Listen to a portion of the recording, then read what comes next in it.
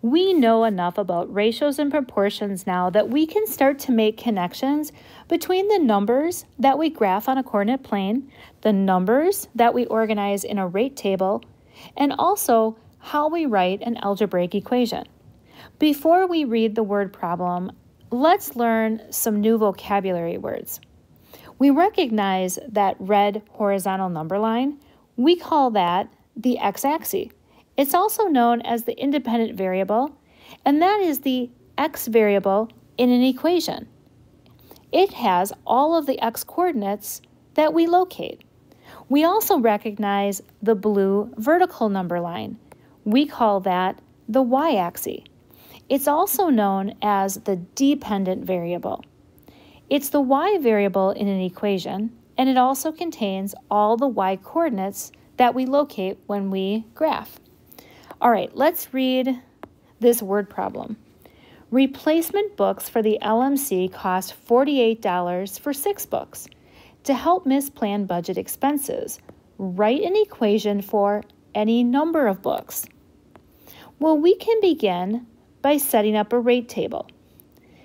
I want us to think about which of the quantities that we're comparing is the x and which one we think is the y. Now, I'm going to share how I remember the difference. All right, this blue y-axis, I think of it as the whiner. Oh, no whining in math class. All right, whining is for little kids, and little kids are dependent on grown-ups. Now that's different than the x variable, which is the red horizontal number line.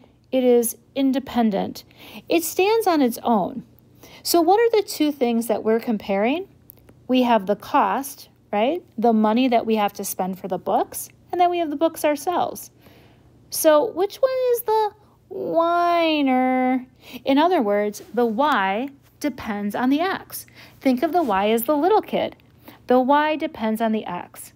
Well, logically, how much money we spend, money, is going to depend on how many books we buy. That makes sense. The money depends on how many books we're going to need to buy for the LMC. So now we have the difference between our x variable and our y variable. All right, now we can go ahead and we can put in the numbers that we do know.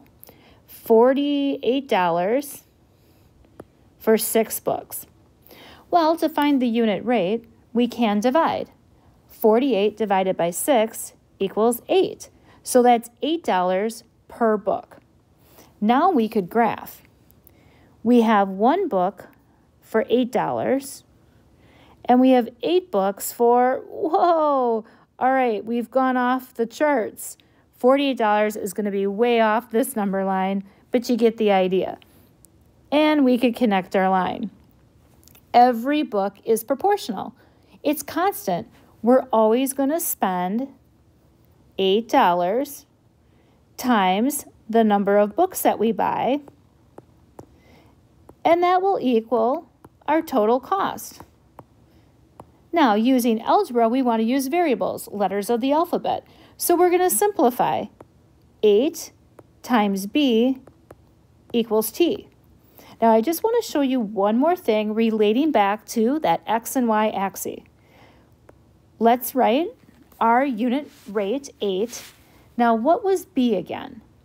B was the number of books, and b is being represented by our x, or independent variable, and that equaled our total cost. And what was the total cost again? You got it. That was our y variable, or the dependent whiner. So we could also write our equation 8x equals y, but it's okay to stick with the b or the t. You know it wouldn't be a math video without a funny finale. Thanks, Mrs. Perkins' dad, for this great tradition. How do you keep warm in a cold room? You go to the corner because it's always 90 degrees.